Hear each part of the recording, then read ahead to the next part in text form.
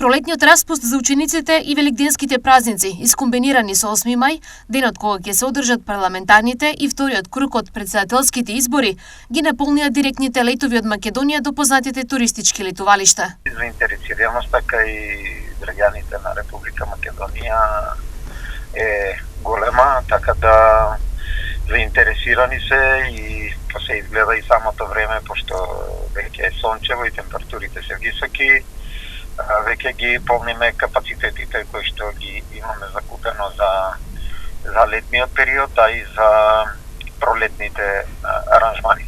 1 мај се паѓа во среда и е неработен за сите граѓани, а 3 мај, Велики петок, е неработен за граѓаните од православна вероисповед. За прв пат годинава, учениците ќе имаат пролетен распуст од 29 април, понеделник, до 6 мај, недела.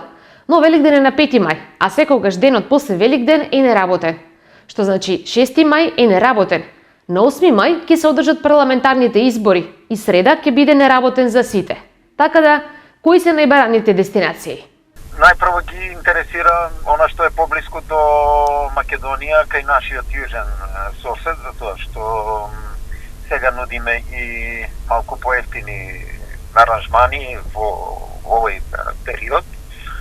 Исто така заинтересирани се за подалечните дестинации, имаме за Тунис, имаме за Мароко, неизбегливи се и Париз, и Рим.